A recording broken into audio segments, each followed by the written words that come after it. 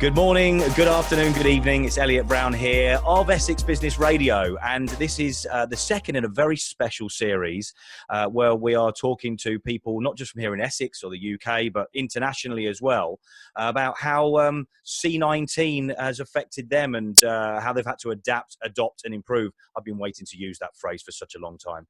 And today I've got, and we're doing this, whereas if you've watched us and listened to us before, you'll know that we have the studio set up. Obviously, we've had to adapt. We've had to change because we're doing everything remotely now. So we're doing this on Zoom.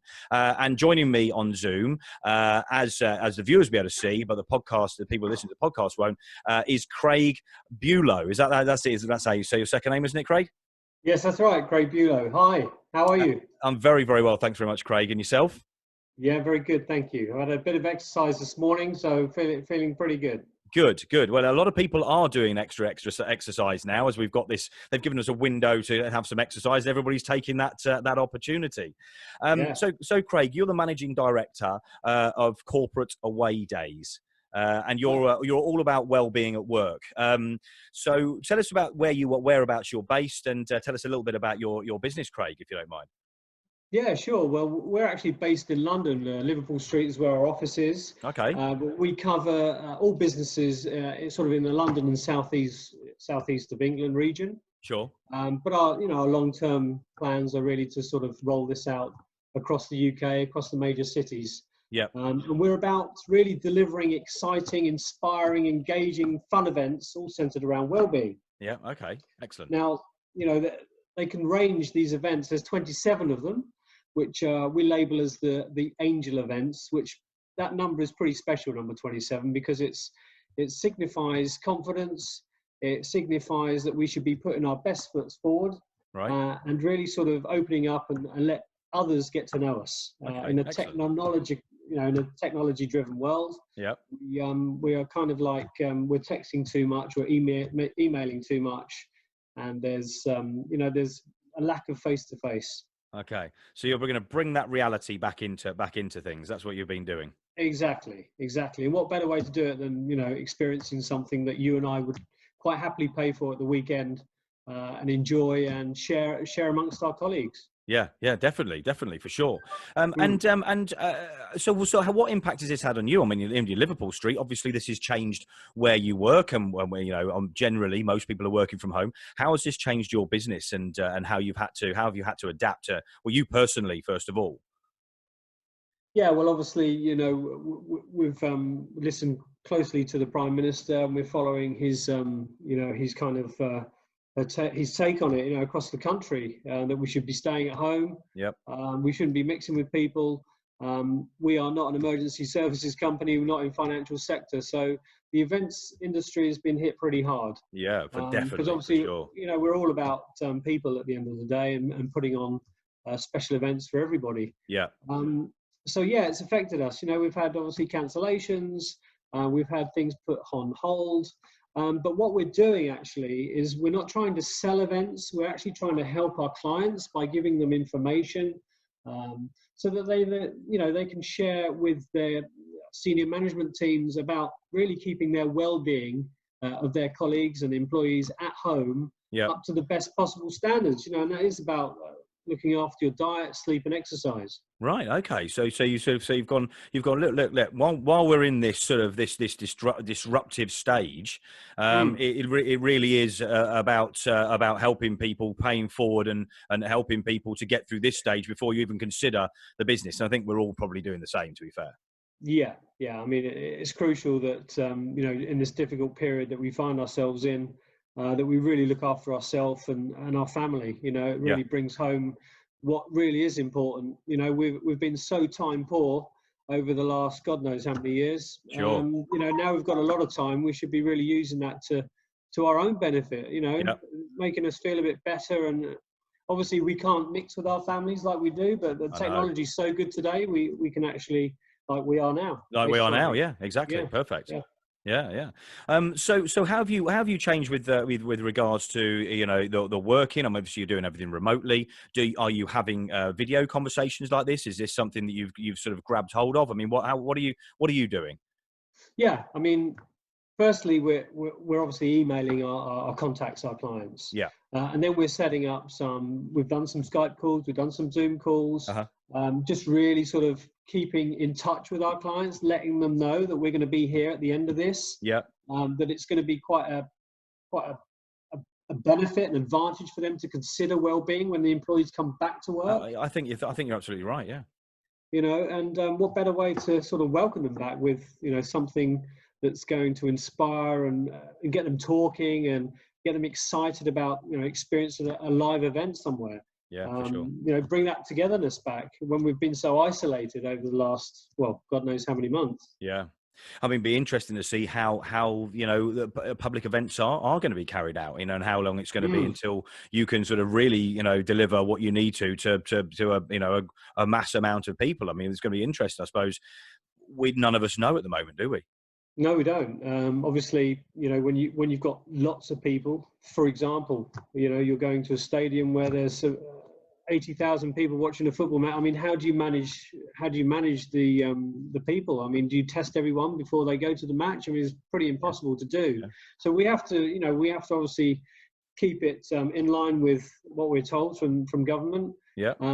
Luckily that, we don't have, we won't be organising 80,000 people to go to a stadium. No, of course. Our numbers are a lot smaller than that, but sure.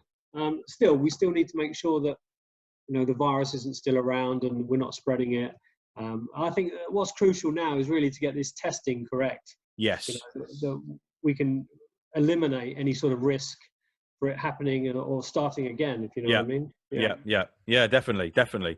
I mean, listen, we're going to be constantly learning. I think one thing I'm going to be finding from doing this show is speaking to a lot of people is it's going to be constantly evolving. Moving forward, we're going to be learning every day, and we are. Every day. I mean, all of us are definitely keeping an eye on the news, and one thing I did want to do with this show is sort of keep away from that sort of doom and gloom, and where we want to talk about it. I'm definitely very, very interested in finding out how it's affected everybody, sure. But how are we dealing with it? How are we dealing with those changes? I mean, you've gone, do you know what? Let's look at the well-being of people are now that they're at home, and let's get them prepared, ready for when we start getting back to some sort of normality, whatever that may well be.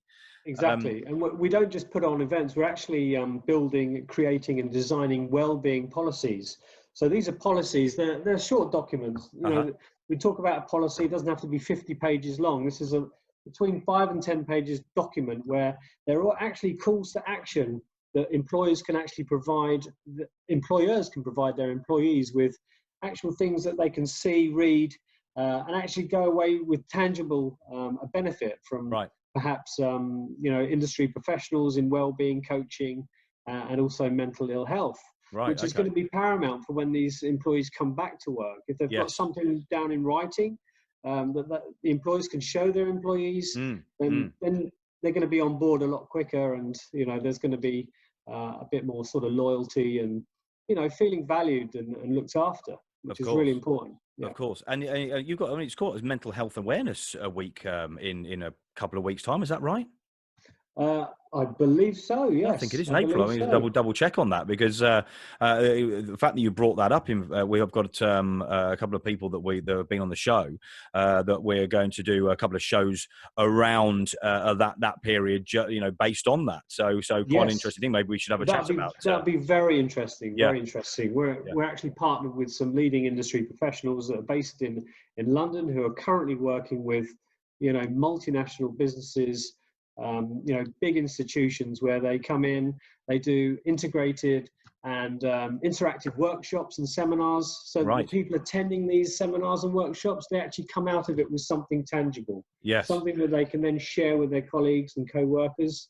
It's a good idea for senior management to get involved in these as well, because they can act it's as necessary, agents. I think now. Yes, I mean, but absolutely. Particularly with, there's going to be a lot of mind shifts going on, a lot of mindsets that are going to need to be massaged, so to speak, in getting back to, as I said, whatever we think normality is going to be. But I mean, it's an interesting subject matter for sure. Yeah. So what ideas and advice have you got? What sort of ideas have you got for other people that not just to cope with this, but to even maybe help their business, to things that maybe people haven't thought about? There's a lot of people panicking out there. Some people are cool-headed, But there's a Yeah. lot of people that are not necessarily panicking. That may be the wrong word, but are finding it difficult to maybe the whole shift of working from home and not mixing with people, whatever it may well be. Yes. What Yeah. what have you got that you can sort of put out there to people to see if you can they can help that can help them? Yeah, well, I think we have to go back to basics. We first of all we have to look after ourselves, and that can come from say your line manager who's obviously working at home as well. Yeah, They can do a call like we're having now, yeah, of course. and they can discuss what the employee or what the team are doing to look after their quality of sleep, the sort of diet that they're having, and making sure that they're getting the daily exercise. I think that's really important. They're I the think it really basics. is. But also to have a daily structure, where you have a routine, where you still have breakfast at the same time, you still get up, okay, you can lay in for extra half an hour, whatever, but get up and have your daily routine. Yeah, For the older people, who younger families, for example, then obviously, you've got 4 people in the house, 4 or 5 people in the house all day, and it's, must be quite tough. yeah, But again, you can still have routines, you can have work patterns, you can have separate rooms where you're doing the work and then you're sharing the chores and then you're sharing the responsibility looking after the children. sure. And you can have things on the fridge that you actually refer back to. And, what you can do is make it fun. Yeah, You can bring things in that are keeping everybody in the house happy and something to sort of work towards, really. And out of all of this, if we can get through this as a family unit, I mean, how rewarding and what a sense of achievement you've got if you've come out the other side and, you feel closer, more connected with your family, of course. your immediate family, that is. I mean, Yeah. it's a great benefit. It is. Mine Yeah. is spread out. My mother's stuck in Spain, Is unfortunately. she? Well, say unfortunately, it's probably not a bad thing. She's actually very safe. I mean, she has to take a bag to get somebody to go and get food for her to the end of her her sort of garden, so to speak. Drop the bag there, and the police will then come over. She's yeah, it got to me a little bit a few days ago when it was starting Mm, to get to her. But she's in a safe mm. place. The way Good, things are being done in Spain, it's they've had to good. completely lock I think it's down. the So same in France as well. You actually have to have a ticket if you leave the house. yeah, You have to give them a radius of the vicinity you're going to be in, yeah, the reason for you leaving the house, and yeah, how long you're going to be out of the house. I mean, it's pretty strict. yeah, yeah, for I sure. imagine Germany's even stricter.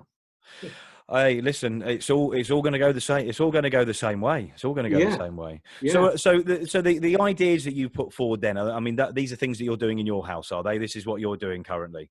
Yes, I am I actually. can Yeah, see that as you're saying it. I can see yeah. you're speaking about this because this is what you're running through what you're doing in your household. Have you felt that you've got a slightly tighter knit sort of family in the house now?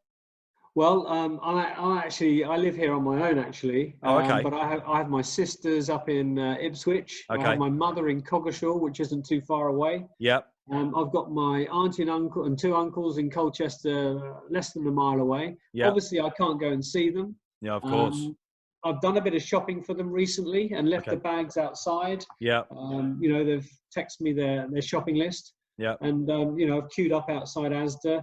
So whenever they need anything, I'll be there to do it. No yeah, problem at all. yeah, But yeah, I'm certainly keeping in my routine, yep, my structure of the day.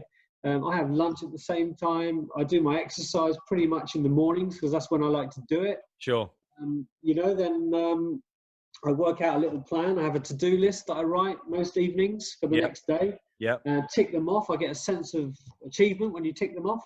yep, It could be simple things, it doesn't have to be a big project. It can yep, be, a bit of paperwork, whatever it is, paying a bill, whatever it is, just tick it off, get rid of yeah, it. yeah, yeah. So yeah, it's all about structure, really, having a routine. That's really important. Good, I good. know it sounds boring, and I say, Well, it sounds like, but these are the sort of things that you've got, yeah, keep us focused. you've still got to have the structure. You still got to have the structure. Yeah. So while we are in this situation, where can people find you and find your business, Craig? Well, they can find us. We're all over the website. So our website or the internet, our website is www.corporate-away-days.co.uk. Okay. They can find us on LinkedIn. We have our own Instagram page as well. Okay. We're going to be on Twitter, but we're not yet. And we're obviously on Facebook as well. And obviously my direct email, which is on our website. So your corporate away days on Instagram and Facebook as well? Correct, yes. Okay. Great stuff. Well, listen, thank you very much for joining me this afternoon. It's been a pleasure talking to you. Well, I'm definitely going to keep in touch with you. We'll talk about the mental health side of things. I think that's going to be a great thing for maybe you to jump on as well when we're having that in a couple of weeks' time. Listen, I wish you the best of health and continue with your positivity and what you're doing with your business. We're all going to get through this. And as I keep saying, embrace the change is what we're having as the hashtag. Yes, good. And hashtag. You've got and on your cap there, you've got your business name as well. So there we go. Corporate away days, well-being at work. Great stuff. Stay safe, everybody. Yeah, thanks very much, Craig. Craig Bulow there from Corporate Away Days in Essex, and so we're going to wrap this one up. It's been an absolute pleasure talking to you, Craig. Thanks very much. Thank you, and I'm going to say ciao for now. Ciao. Brown cow.